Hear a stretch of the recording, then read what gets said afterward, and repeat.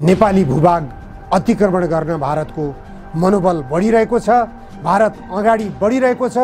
हस्तक्षेपकारी मानसिकताका साथ भारत अगाडि आइरहेको छ। लिपुलेक, लिम्पियाधुरा र कालापानी नेपाली भूभाग हो। नेपाली भूभागमा भारतले हस्तक्षेप गरिरहेको छ। यसरी भारतले हस्तक्षेप गर्न हुँदैन भनेर पाकिस्तानका सञ्चार माध्यमहरूले आवाज उठाएका छन्। खर्च गरेको पैसा कमाउनको लागि के गर्ने?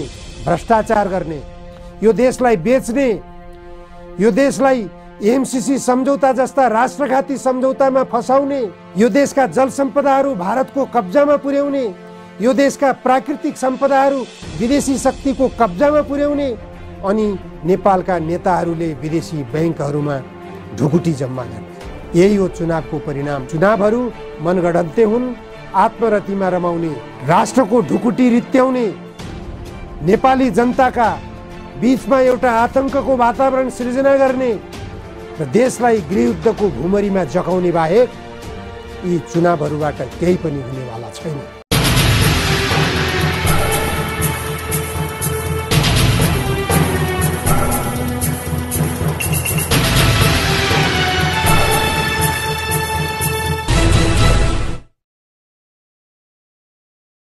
नमस्कार, जनधारणा खबरको युट्युब च्यानलमा यहाँहरूलाई स्वागत छ। आजको जनचासोको 241 श्रृङ्खलामा म उपस्थित भएको छु, निमकान्त पाण्डे। आज 2078 साल माघ 10 गते। धेरै विषयहरू छन् आज मसँग। देश 6 महिनाभित्र 8 खर्ब व्यापार घाटामा पुगेको छ। एमसीसी सम्झौता पारित गर्ने चलखेलमा सत्ता गठबन्धन दलका नेताहरू क्रियाशील भइरहेका छन्। राष्ट्रिय सभा निर्वाचनको मौन अवधि सुरु भएको छ।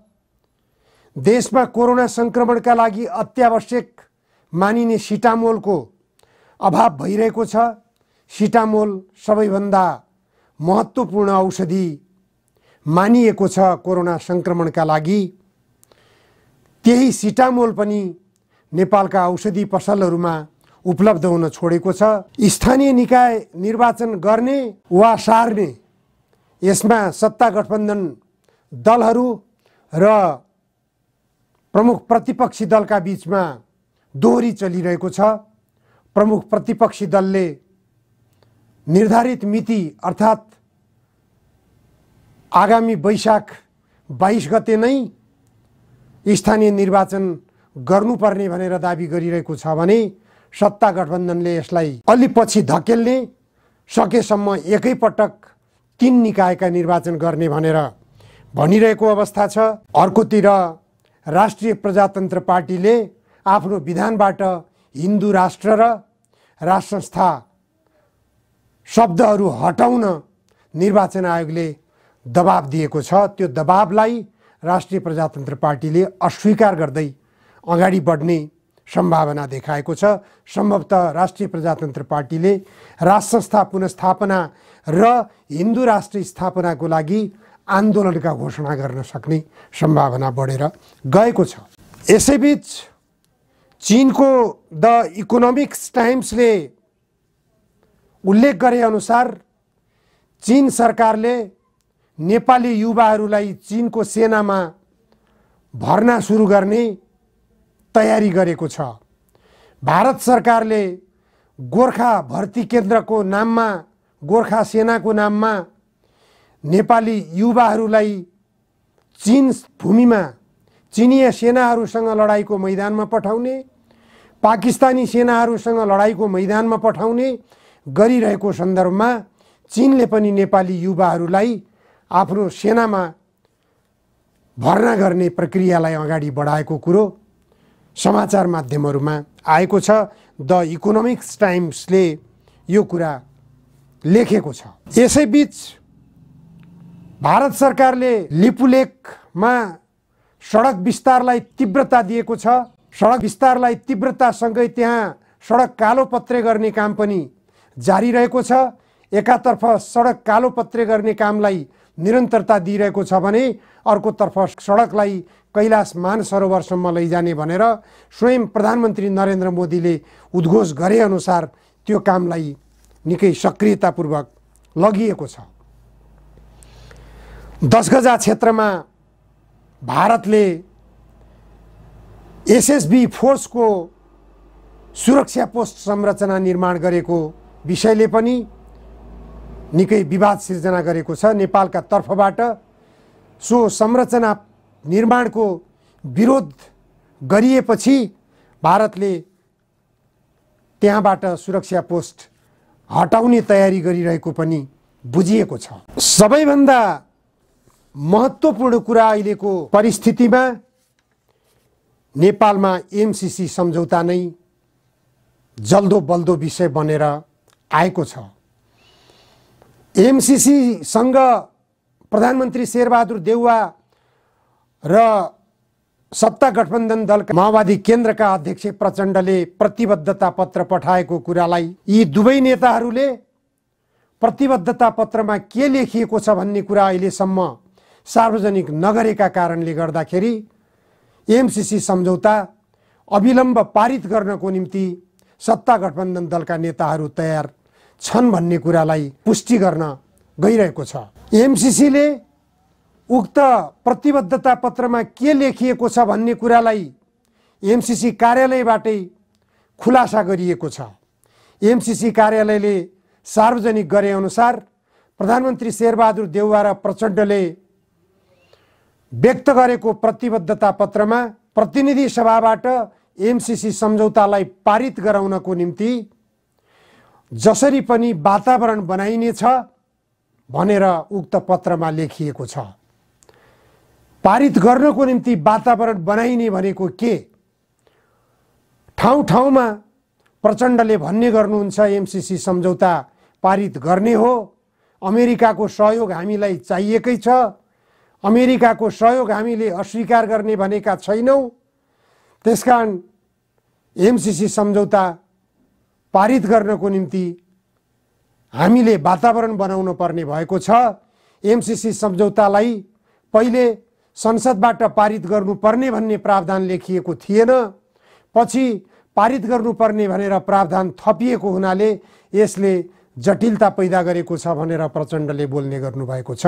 तथापि एमसीसी सम्झौतामै स्पष्ट रूपमा लेखिएको छ नेपालको कानुनभन्दा एमसीसी सम्झौताका शर्तहरू माथि हुनेछन्। नेपालको संविधान र एमसीसी सम्झौता बाझिएको खण्डमा एमसीसी सम्झौतामा उल्लेखित शर्तहरू लागू हुनेछन् भनेर लेखिएको कारणले गर्दा र त्यसरी कानुनभन्दा माथि सम्झौताका शर्तहरूलाई राख्नको निम्ति प्रतिनिधि सभाबाट पारित गरिनुपर्नेछ भनेर नेपालको संविधानमै व्यवस्था गरिएको र नेपालको सन्धि ऐनमा समेत यो कुरा व्यवस्था गरिएका कारणले गर्दाखेरि यसलाई प्रतिनिधि सभाबाट पारित गर्नुपर्ने प्रावधान तत्कालीन कानुन मन्त्रालयले दिएको अथवा राय उसले दिएको भन्ने कुरा स्पष्ट भइसकेको छ। त्यसकारण प्रचण्डले भन्दै आउनुभएको अथवा केपी ओली नेतृत्वको सरकारलाई प्रतिनिधि सभाबाट पारित गरिनेछ भनेर यसमा प्रावधान किन राखियो भन्ने जो आरोप लगाउँदै आउनुभएको छ त्यो आरोपमा कुनै दम छैन, त्यो मिथ्या आरोप भन्ने कुरालाई पुष्टि गरिरहेको छ। यसैबीच पाकिस्तानका सञ्चार माध्यमहरूमा नेपालको लिपुलेक, कालापानी र लिम्पियाधुराबारे राम्रो बहस सुरु भएको छ। लिपुलेक, लिम्पियाधुरा र कालापानी नेपाली भूभाग हो। नेपाली भूभागमा भारतले हस्तक्षेप गरिरहेको छ। यसरी भारतले हस्तक्षेप गर्न हुँदैन भनेर पाकिस्तानका सञ्चार माध्यमहरूले आवाज उठाएका छन्। लाग्दछ पाकिस्तानको भूभाग अतिक्रमण भएको बेलामा झैँ पाकिस्तानका सञ्चार माध्यमहरू नेपाली भूभाग अतिक्रमण गरिएको प्रति आपत्ति जनाउँदै आवाज उठाइरहेका छन्। तर नेपाल सरकारले यसतर्फ ध्यान पुर्याइरहेको छैन। नेपाल सरकारले लिपुलेक, कालापानी र लिम्पियाधुराबाट भारतीय सेना जसरी हुन्छ हटाउनुपर्छ भन्ने मनसायका साथ अहिलेसम्म पत्राचार गर्न सकिरहेको छैन। नेपाल सरकार दब्बु मानसिकताका साथ भारतसँग प्रस्तुत भइरहेको छ। भारतले सीमा अतिक्रमण गरिरहेको छ। जतिसुकै सीमा अतिक्रमण गर्दा पनि नेपाल सरकारले भारतलाई पत्राचार समेत पनि गर्न नसक्ने अवस्थाले गर्दा नेपाली भूभाग अतिक्रमण गर्न भारतको मनोबल बढिरहेको छ। भारत अगाडि बढिरहेको छ। हस्तक्षेपकारी मानसिकताका साथ भारत अगाडि आइरहेको छ। भारतले आफ्नो नेपाली युवाहरूलाई प्रयोग गरेर छिमेकी देशहरूसँग गोर्खा सेनाको नामबाट नेपाली युवाहरूलाई लडाई मैदानमा पठाइरहेको छ। यो अवस्थाप्रति नेपाल सरकार गम्भीर बन्न जरुरी हो। पाकिस्तानसँग पनि नेपाली युवाहरूलाई लड्न दिनु हुँदैन। चीनसँग पनि नेपाली युवाहरूलाई लड्न दिनु हुँदैन। तर नेपाल सरकारले यसमा भारतसँग आपत्ति जनाउन सकिरहेको छैन। गोर्खा सेनाको बाहुबल बिना भारतीय सेनाले सफलता हासिल गर्न सक्दैन भन्ने कुरा यसबाट पुष्टि हुन्छ। गोर्खा सेनालाई लडाई मैदानमा पठाएर गोर्खा सेनाको बलबाट विजय हासिल गर्ने भारतीय सरकारको, भारतीय सत्ता पक्षको दिवा स्वप्न हो। नेपाली युवाहरूले भोलि छिमेकी देशहरूसँग हामी लड्न चाहन्नौँ भनेर यदि हात झिके भने, उनीहरूले बन्दुक बिसाए भने त्यो अवस्थामा भारतीय सेनाको हालत के हुने हो? यसतर्फ भारत सरकारले गम्भीरतापूर्वक सोच्न जरुरी छ। छिमेकी देश चीन हाम्रो मित्र राष्ट्र हो, पाकिस्तान हाम्रो मित्र राष्ट्र हो। कुनै पनि छिमेकी देशसँग गोर्खा सेनालाई प्रयोग गर्न पाउने कि नपाउने, यो विषयमा नेपाल सरकारले मुख खोल्ने कि नखोल्ने, यो विषयमा नेपाल सरकारको मौनता आश्चर्यजनक हो, नेपालको निम्ति लज्जाजनक हो, नेपालको राष्ट्रिय स्वाधीनताको निम्ति लज्जाजनक हो। नेपालले भारतसँग प्रत्येक वर्ष व्यापार घाटा सहँदै आएको छ, व्यापार घाटा बेहोर्दै आएको छ। यो व्यापार घाटा यस्तो असन्तुलित तरिकाले भइरहेको छ कि जसलाई नेपालले नियन्त्रणमा ल्याउन नसक्ने अवस्था सिर्जना भइरहेको छ। विगत 6 महिनाको दौरानमा नेपालले 8 खर्ब व्यापार घाटा भारतसँग मात्र बेहोरिरहेको छ। यो व्यापार घाटाबाट नेपाल माथि कसरी उठ्ने, यसको निम्ति निर्यातमूलक वस्तुहरू उत्पादनतर्फ नेपालले ध्यान दिन जरुरी छ। त्यसको निम्ति नेपालमा निर्यातमूलक सामग्रीहरू उत्पादन गर्नतर्फ नेपाल सरकारले ध्यान दिन जरुरी छ। त्यसको निम्ति नेपालमा उद्योगहरू स्थापना गर्न जरुरी छ।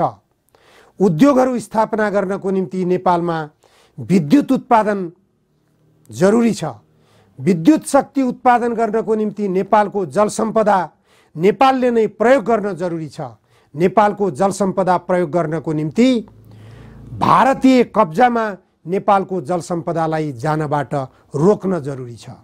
यी सबै परिस्थितिहरूमा नेपाल गिजोलिएको छ, नेपाल फस्दै गइरहेको छ। अझ एमसीसी सम्झौतामा नेपाल यसरी फस्न गइरहेको छ कि जुन एमसीसी सम्झौता मातहतबाट उत्पादन हुने विद्युत शक्ति भारतको गोरखपुरमा लगेर भण्डारण गर्ने प्रावधान त्यही एमसीसी सम्झौताको बुँदाहरूमा लेखिएको छ। भनेपछि नेपालले उत्पादनमा वृद्धि गर्ने सोच बनाउन चाहेको छैन भन्ने कुरा यसबाट पनि पुष्टि भइरहेको छ।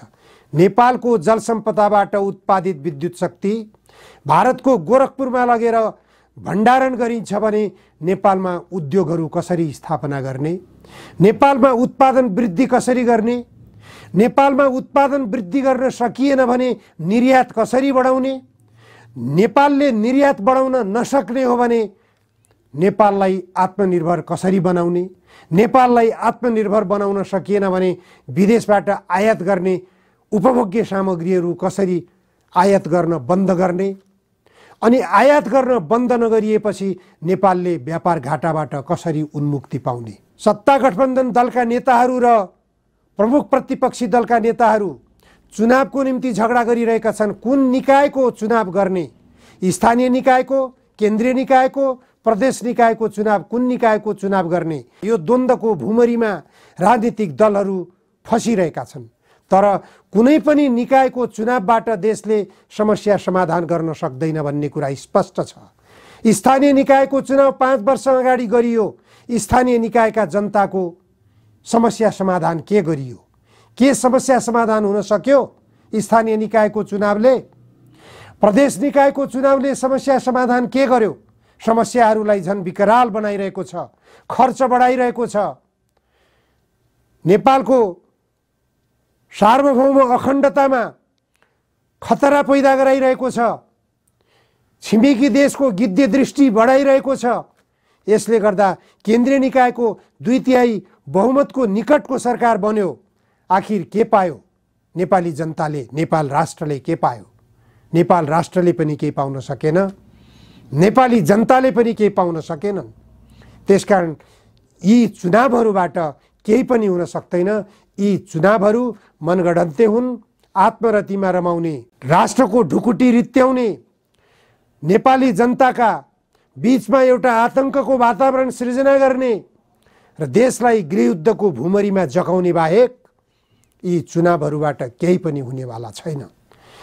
उम्मेदवारहरूले लाखौं करोडौं रुपियाँ लगानी गरेर खर्चको निम्ति प्रतिस्पर्धा गरेर चुनाव सम्पन्न गरेर निर्वाचित भएर सत्तामा पुगेर सांसद बनेर यिनीहरूले गर्ने के त भनेपछि भोलि खर्च गरेको पैसा कमाउने, खर्च गरेको पैसा कमाउनको लागि के गर्ने? भ्रष्टाचार गर्ने, यो देशलाई बेच्ने, यो देशलाई एमसीसी सम्झौता जस्ता राष्ट्रघाती सम्झौतामा फसाउने, यो देशका जल सम्पदाहरू भारतको कब्जामा पुर्याउने, यो देशका प्राकृतिक सम्पदाहरू विदेशी शक्तिको कब्जामा पुर्याउने, अनि नेपालका नेताहरूले विदेशी बैंकहरूमा ढुकुटी जम्मा गर्ने। यही हो चुनावको परिणाम, चुनावले दिने परिणाम यही हो। त्यसकारण यस्तो चुनावको आवश्यकता छैन। नेपाली जनताका समस्याहरू समाधान गर्न नसक्ने चुनाव, नेपाल राष्ट्रको समस्या समाधान गर्न नसक्ने चुनाव, यस्तो चुनावको औचित्य छैन। यस्तो चुनावलाई बन्द गरेर नेपाली जनतालाई व्यवस्था रोज्ने चुनावको आवश्यकता छ। सडकबाट आवाज उठिरहेको छ। नेपाललाई गन्तव्य समाजवाद, यदि यो संविधान, अहिलेको संविधानले नेपाललाई समाजवाद उन्मुख गराउन सक्ने भए 2/3 निकटको बहुमतको सरकार बनेको थियो। समाजवादतर्फ किन जान सकेन यो सरकार? त्यसकारण यो संसदीय पद्धतिबाट समाजवादमा जान सकिँदैन। गन्तव्य समाजवादको यात्रा सरकारले लिन सक्दैन। यो दलाल संसदीय व्यवस्था हो, यो दलाल व्यवस्था हो। विदेशी शक्तिको दलाली गर्नुमै यो व्यवस्था रमाउँछ। यो व्यवस्थाका सबै राजनीतिक शक्तिहरू विदेशी शक्तिको दलाली गर्नुमै रमाउँछन् भन्ने कुरा पनि यसबाट स्पष्ट हुन्छ। त्यसकारण देशमा वैज्ञानिक समाजवाद वा अहिलेको यो दलाल संसदीय व्यवस्था नेपाली जनतालाई यी दुई व्यवस्था मध्ये व्यवस्था रोज्नको निम्ति जनमत संग्रहको चुनाव गराउनु नै तत्कालको निम्ति विकल्प हो। यो विकल्प बिना देश निकासको बाटोतर्फ जान सक्दैन। देशलाई निकासको बाटोतर्फ डोर्याउनको निम्ति, देशमा बेरोजगारी अन्त्य गर्नको निम्ति, देशमा विदेशी हस्तक्षेप बन्द गर्नको निम्ति, देशलाई राष्ट्रिय स्वाधीनताको शिर ठाडो गराउनको निम्ति, देशलाई आत्मनिर्भर अर्थतन्त्रको विकासको रूपमा अगाडि बढाउनको निम्ति, देशमा व्यापार घाटा अन्त्य गर्नको निम्ति जनमत संग्रह एकमात्र विकल्प हो। जनमत संग्रह मार्फत वैज्ञानिक समाजवादको प्रस्थान बिन्दुमा प्रवेश गर्न जरुरी छ। हस्, आजलाई यति मात्र। धन्यवाद।